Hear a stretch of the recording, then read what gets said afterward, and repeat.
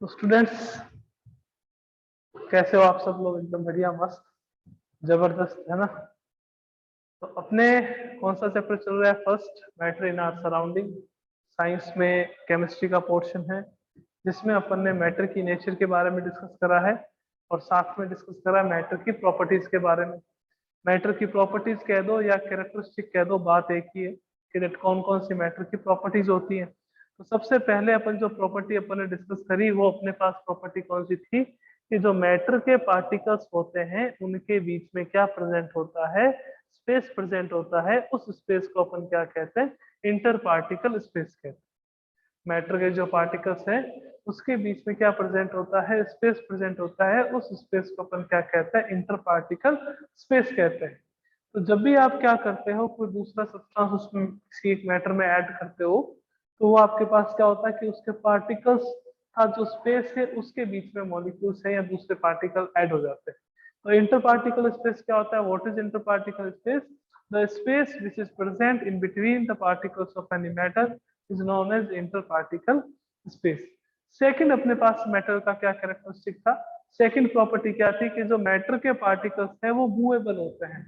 Matter के जो particles हैं वो क्या करते हैं? मूवमेंट करते हैं। इसके लिए अपन ने दो एक्टिविटी देखी थी। लाइक एक तो अपने पास थी इंसेंस स्टिक। इंसेंस स्टिक की बात करें अगर, तो इंसेंस स्टिक क्या था कि अगर आप क्या करते हो कि जब तक उस अगरबत्ती को यानी कि इंसेंस स्टिक को जलाते नहीं हो, तब तक उसकी जो स्मेल है वो स्मेल इतनी अच्छी नहीं आएगी जो जलाने पे आएगी। जैसे ही अपन जलाते हैं तो अपने पूरे रूम में उसकी स्मेल आने लग जाती है अच्छी वाली। तो वो क्या होगा कि उसके जो पार्टिकल्स हैं वो क्या कर रहे हैं? मूवमेंट कर रहे हैं। पार्टिकल के मूवमेंट का एक और एग्जांपल अपन ने लिया था, वो कौन सा था? मैंने कहा एक सरफेस पे आप हनी गिरा दीजिए, एक सरफेस पे आप क्या गिरा दीजिए? केरोसिन गिरा दीजिए, है ना? दोनों ही क्या करेंगे? दोनों के ही जो पार्टिकल्स है वो मूव करेंगे। दोनों के ही पार्टिकल्स क्या करेंगे? मूव करेंगे। इससे अपने को ये पता चलता है कि जो मैटर के पार्टिकल्स हैं वो मूवेबल होते हैं। ओके, अब जो वो मूव कर रहे हैं, तो मूव करने पर कौन ज्यादा फास्टली मूव करेगा? मीन्स किसकी स्पीड ज्यादा होगी? किसकी स्पीड ज्यादा होगी? तो मतलब केरोसिन के ऑयल की होगी या हनी के जो मॉलिक्यूल्स हैं, हनी के जो पार्टिकल्स हैं वो ज्यादा स्पीडली मूव करेंगे? तो उसके लिए अपन क्या देखते हैं कि किसमें पार्टिकल्स के बीच में अट्रैक्शन फोर्स बहुत ज्यादा है। जो केरोसिन है वो एक बहुत लाइट लिक्विड होता है। अगर अपन बात करें हनी की, तो वो एक डेंस लिक्विड होता है। तो कोई भी लिक्विड जितना ज्यादा डेंस होता है, कोई भी लिक्विड, गौर फरमाना मेरी बात पे, एकदम एकदम ध्यान देके, कि कोई भी लिक्विड जितना ज्यादा डेंस होता है उनके पार्टिकल्स के बीच में अट्रैक्शन फोर्स उतना ही क्या होता है? ज्यादा। और जितना ज्यादा अट्रैक्शन फोर्स होगा तो जो वो आपके पास मैटर है उसके पार्टिकल्स जो है वो कम मूवमेंट करेंगे। मीन्स उसकी स्पीड क्या होगी? आपके पास कम होगी। अब अगर यही बात अपन केरोसिन ऑयल की कर रहे हैं, तो केरोसिन ऑयल के जो पार्टिकल्स हैं उन पार्टिकल्स के बीच में अट्रैक्शन फोर्स जो है वो एक वीक होता है। Means weak attraction force is present in between the particle of kerosene oil than that of particles of honey। तो इसके कारण से जो केरोसिन ऑयल है वो क्या करता है? फास्टली मूव करता है। अब अगर बात करें कि इनकी जो स्पीड है, इनकी जो मूवमेंट है, वो किस पे डिपेंड करती है?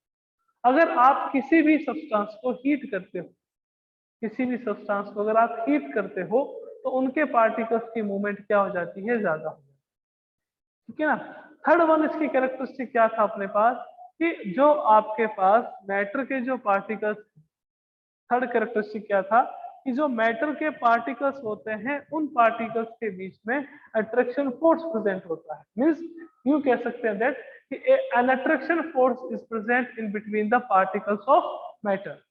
मैटर के पार्टिकल के बीच में क्या प्रेजेंट होता है? अट्रैक्शन फोर्स प्रेजेंट होता है। And on the basis of this attraction force any matter can be classified into following three types. फिर आपके पास इस अट्रैक्शन फोर्स के बेसिस पे अपन मैटर को कितनी टाइप में क्लासिफाई करते हैं? थ्री टाइप में क्लासिफाई करते हैं।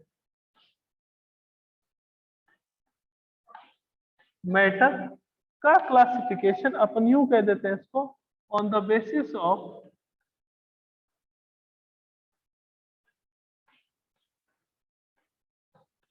Physical state, on the basis of physical state, और अपन यूं कह सकते हैं on the basis of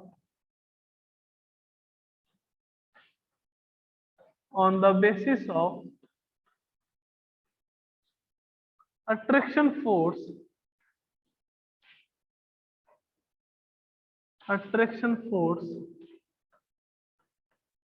between the particles,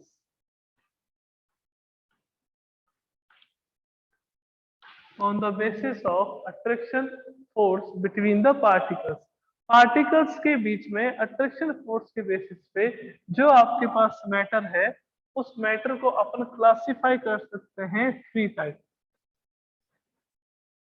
कौन कौन से टाइप होते हैं? जनरली बेसिकली थ्री टाइप होते हैं। First is solid, second is liquid, and third is gas. Third is gas. So on the basis of physical state या on the basis of attraction force between the particles, any matter can be classified into three types, that are solid, liquid and gas. अब क्या होता है solid, क्या होता है liquid और क्या होता है गैस? सबसे पहले डिस्कस करते हैं सॉलिड के बारे में।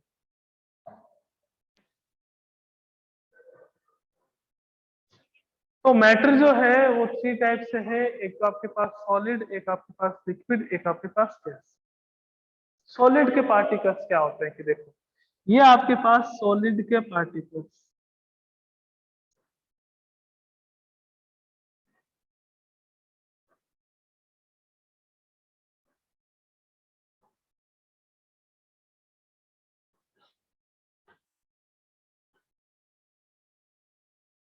तो सॉलिड के पार्टिकल्स के बीच में है ना, इन दोनों के बीच अट्रैक्शन फोर्स जो है वो बहुत स्ट्रांग होता है। Strong attraction force is present. तो सॉलिड क्या होता है कि that substance in which strong attraction force is present in between the particles, कि आपके पास जैसे दो पार्टिकल्स हैं, इसके बीच में स्ट्रॉन्ग अट्रैक्शन फोर्स का मीनिंग क्या होगा कि ये दोनों एक दूसरे की ओर आएंगे, टुवर्ड्स ईच अदर, एक दूसरे की ओर आएंगे, तो इनके बीच की जो डिस्टेंस है वो क्या हो जाएगी आपके पास, मिनिमम हो जाएगी। कि अगर दो पार्टिकल्स हैं वो एक दूसरे को अट्रैक्ट कर रहे हैं, अट्रैक्ट करने का मीनिंग क्या होगा कि दोनों एक दूसरे की ओर आ रहे हैं, टुवर्ड्स ईच अदर आ रहे हैं, तो इन दोनों पार्टिकल के बीच की डिस्टेंस क्या हो जाएगी आपके पास, मिनिमम। तो सॉलिड वो सब्सटेंस होते हैं जिसमें इंटर पार्टिकल फोर्स तो बहुत ज्यादा स्ट्रॉन्ग होता है, और ये जो स्ट्रॉन्ग फोर्स के कारण से, due to this strong attraction force, inter particle distance जो है वो मिनिमम होती है। इंटर पार्टिकल डिस्टेंस जो है वो आपके पास क्या रहती है, मिनिमम रहती है। इंटर पार्टिकल डिस्टेंस आपके पास क्या रहती है, minimum. Strong attraction force is present between the particles, and due to this strong attraction force between the particles, the distance between particle is minimum. अब इन दोनों से होगा क्या, इन दोनों से हुआ क्या कि अगर स्ट्रॉन्ग अट्रैक्शन फोर्स प्रेजेंट है, इंटर पार्टिकल डिस्टेंस मिनिमम है, तो इन दोनों से होता क्या है कि जो सॉलिड है उनकी शेप एंड वॉल्यूम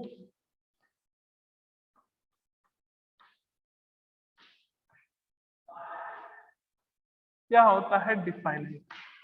क्या होता है आपके पास, डिफाइनाइट। तो सॉलिड क्या होता है, सॉलिड को यूं डिफाइन कर सकते हैं कि that state of matter in which shape and volume is definite known as solid state. That state of matter in which shape and volume are definite known as solid state. Shape और volume दोनों definite क्यों होते हैं, उसका reason क्या रहता है, because in solid state strong attraction force is present in between the molecule, and due to this strong attraction force the interparticle distance, यानी कि इन दोनों पार्टिकल के बीच की जो डिस्टेंस होगी वो आपके पास क्या होगी, मिनिमम। जैसे फॉर एग्जांपल कि मेरे पास ये डस्टर, ओके, ये डस्टर है, कि मैं यहाँ पे फोर्स लगा रहा हूँ इस साइड, तो क्या ये डस्टर की जो शेप है वो चेंज हो जाएगी? मैंने कहा मैं इसको कंप्रेस करता हूँ, ऊपर से और प्रेशर लगा रहा हूँ और प्रेशर लगा रहा हूँ कि मेरे को इसको छोटा करना है, हो जाएगा छोटा? नहीं होगा ना। तो मैं अगर इसको यहाँ से अगर इसको एक्सटेंड करने की कोशिश करूं तो ये एक्सटेंड नहीं होगा, यहाँ पे इसको कंप्रेस करने की कोशिश करूं तो ये कंप्रेस नहीं होगा। मतलब इसकी शेप क्या है? डिफाइनाइट है, ये इसी शेप का रहेगा, आप चाहे कुछ भी कर लीजिए। अब ये मत करना कि सर हम इसको ब्रेक कर देंगे, हम इसको तोड़ देंगे, हमारे पास थोड़ा हैमर से तोड़ देंगे, वो नहीं करना। आप जनरली इसकी शेप को चेंज नहीं कर सकते, ये जो शेप है वो आपके पास डिफाइनाइट है। और इसके साथ साथ ये कितना वॉल्यूम ऑक्यूपाई कर रहा है, मैंने यहाँ पे इसको मेरी पाम पे रखा, पाम पे रखने पर इसने इतना वॉल्यूम ऑक्यूपाई करा, इसने इतना स्पेस ऑक्यूपाई करा। अब मैं अगर इसको कहीं और भी रखूंगा तो भी ये क्या करेगा? इतना ही स्पेस या इतना ही वॉल्यूम ऑक्यूपाई करेगा। मींस इसकी शेप और इसका वॉल्यूम दोनों ही क्या है? डिफाइनाइट है। और अगर दोनों ही डिफाइनाइट है तो इस स्टेट को अपन कौन सी स्टेट कहते हैं? Solid state. कौन सी स्टेट कहते हैं? Solid state. Means that state of matter in which both shape and volume of substance or matter is definite known as solid state। और क्यों रहता है? Because strong attraction force is present in between the particles। और strong attraction force present होगा तो उन दो particles के बीच की जो डिस्टेंस है वो मिनिमम है। कि सर हमारे पास चेयर है, उस चेयर को हम क्या करते हैं कि जब हमें 10 जनों को बैठना होता है तो उस चेयर को हम खींच लेते हैं, चेयर क्या हो जाती है? एकदम लेंथ बड़ी हो जाती है, आराम से 10 जने बैठ जाते हैं। और उसी चेयर में जब मैं अकेला होता हूँ तो उसको कंप्रेस कर देता हूँ, वो मेरे एक ही जितनी सीट बन जाती है। ऐसा होता नहीं होता ना। तो चेयर क्या है आपके पास? एक सॉलिड सब्सटेंस है। क्यों? क्योंकि उसकी शेप और उसका वॉल्यूम क्या है? ऑक्यूपाई है। कि सर हमारे स्टडी करने के लिए घर में टेबल है, अगर हम 10 भाई बहन बैठ के स्टडी करते हैं साथ में तो उस टेबल को खींच लेते हैं, खींच के टेबल की लेंथ इतनी बड़ी हो जाती है। तो टेबल की लेंथ हमारे इतनी बड़ी हो गई और फिर हमने क्या करा, जब मैं अकेला होता हूँ तो उसको कंप्रेस कर देता हूँ, टेबल की लेंथ इतनी सी हो जाती है। होता है कभी? नहीं होता ना। क्यों नहीं होता? क्योंकि उसकी शेप और वॉल्यूम क्या है? डिफाइनाइट। और शेप और वॉल्यूम डिफाइनाइट है तो वो क्या रहेगा आपके पास? एक सॉलिड रहेगा। क्या होगा?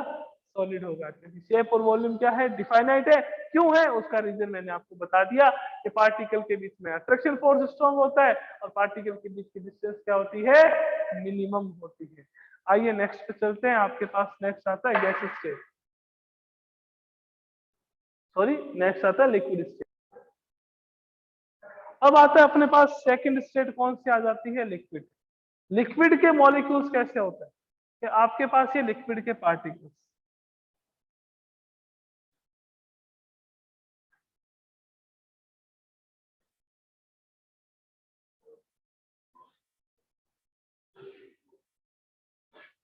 अब लिक्विड के पार्टिकल्स के बीच में जो अट्रैक्शन फोर्स लगता है, अट्रैक्शन फोर्स का मीनिंग क्या होगा? ये आपको पता है कि एक दूसरे की ओर आना। जैसे यहाँ पे एक पॉजिटिव चार्ज है, यहाँ पे एक नेगेटिव पार्टिकल, तो वो दोनों एक दूसरे की ओर आएंगे तो उसको अपन क्या कहेंगे? अट्रैक्शन, है ना। जैसे एक बात बताइए, जनरली एक बात करें कि अट्रैक्शन फोर्स का एक और शानदार बहुत अच्छे वाला एग्जांपल कि अपन ने क्या करा कि छत से एक पत्थर फेंका ऊपर की ओर, या जनरली देखो मैं ये चौक फेंक रहा हूँ ऊपर की ओर, वापस कहाँ आ रही है? नीचे, है ना। मैंने ये डस्टर जो है वो मैंने क्या करा? ऊपर की ओर फेंका, वापस कहाँ आया? नीचे। तो क्यों आया? क्या रीजन है कि आया? तो उसका रीजन क्या होगा कि जो ये डस्टर है या चौक है, जो कोई भी आपके पास बॉडी है, अगर आप उसको ऊपर की तरफ फेंकोगे, ऊपर की तरफ थ्रो करोगे तो वापस वो नीचे की ओर आती है। उसका रीजन क्या है? बिकॉज अर्थ जो है वो एक अट्रैक्शन फोर्स लगाती है। तो अर्थ अगर अट्रैक्शन फोर्स लगाएगी तो अपन किसकी ओर आएंगे? अपन वापस अर्थ की ओर आएंगे। आप कितनी ही ऊपर इसको भेज दीजिए, वापस ही कहाँ आ जाएगा? नीचे की ओर आएगा। उसका रीजन क्या है? बिकॉज ये अट्रैक्ट हो रहा है अर्थ की ओर। तो अट्रैक्शन फोर्स का मीनिंग क्या हो गया कि दो पार्टिकल एक दूसरे की ओर आते हैं, इसको अपन क्या कहते हैं? अट्रैक्शन फोर्स कहते हैं। अब ये आपके पास लिक्विड के पार्टिकल्स है।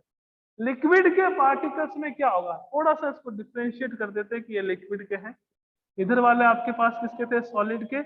ये आपके पास किसके पार्टिकल्स है? लिक्विड।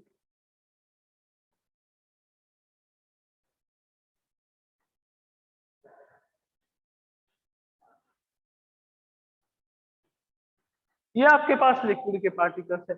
लिक्विड के पार्टिकल्स में क्या होता है कि जो अट्रैक्शन फोर्स है वो वीकर देन होता है, weaker then solid and stronger than gas. जो अट्रैक्शन फोर्स है वो वीकर देन सॉलिड होता है। अट्रैक्शन फोर्स क्या रहता है? Weaker then solid. तो जितना सॉलिड के पार्टिकल्स के बीच में अट्रैक्शन फोर्स लगता है उतना तो नहीं लगता यहाँ पे, बट गैस से ज्यादा होता है। तो अट्रैक्शन फोर्स क्या रहेगा? Weaker then solid and stronger than gas. तो इससे क्या होगा कि इससे जो ये पार्टिकल्स की बीच की डिस्टेंस है ये आपके पास क्या हो जाएगी? ग्रेटर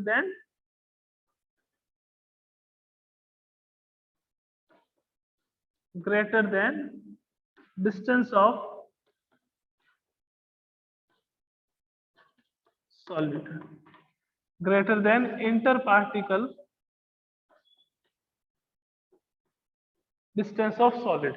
यानी कि सॉलिड के पार्टिकल्स के बीच की जो डिस्टेंस है उससे क्या होगी? ज्यादा। तो अपन यूं कहेंगे लिक्विड स्टेट क्या होती है? Liquid state is that state of matter in which shape is not definite, shape is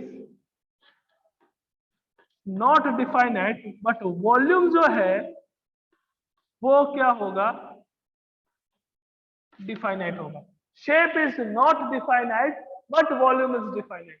So that state of matter in which shape is not definite and volume is definite known as liquid state, known as liquid state। ऐसा क्यों होता है?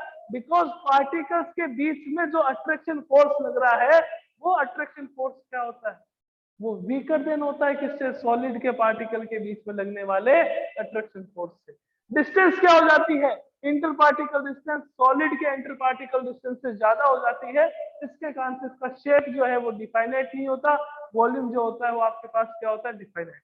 ये sir कैसे? For example चलो अपन ने क्या करा, अपन ने मार्केट से लेके आए, अपन मान लीजिए सर अमूल दूध लेके आए, है ना, अमूल दूध लेके आए। अमूल दूध पहले आपके पास किसमें था? पॉलिथीन में था, है ना, जो आपके पास उसकी पैकिंग आती है उसमें था।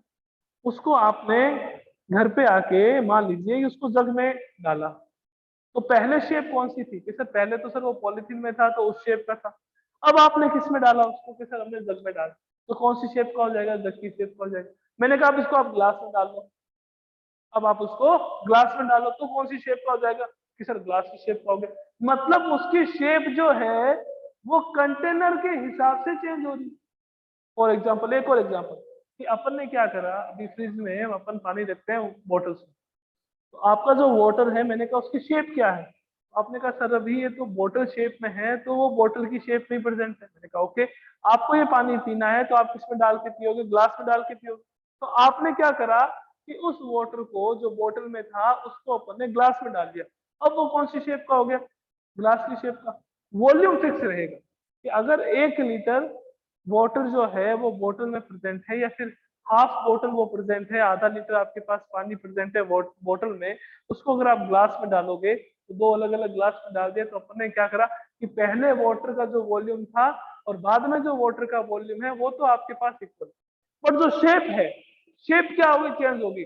पहले किस शेप का था? कि सर बोतल की शेप का। मैंने कहा अब किस शेप का है? कि ग्लास की शेप का। तो शेप क्या हो रही है? कंटेनर की बेसिस पे चेंज हो रही है। तो इसमें क्या रहता है? शेप जो है वो डिफाइनाइट नहीं रहती, वॉल्यूम जो है वो डिफाइनाइट रहता है। इस स्टेट को अपन कौन सी स्टेट कह देते हैं? लिक्विड स्टेट कहते हैं। कौन सी स्टेट कहेंगे इसको? अपन लिक्विड स्टेट कहेंगे। तो लिक्विड स्टेट मैटर की वो स्टेट होती है जिसमें शेप डिफाइनाइट नहीं होता, वॉल्यूम डिफाइनाइट होता है, और ये वीकर देन अट्रैक्शन फोर्स जो है वो वीकर देन सॉलिड और स्ट्रॉन्गर देन गैस होता है। इसी के कारण से ड्यू टू दिस रीजन आपके पास इसमें क्या प्रेजेंट होती है? फ्लूइडिटी प्रेजेंट होती है। मींस जो लिक्विड है वो क्या करता है? फ्लो करता है।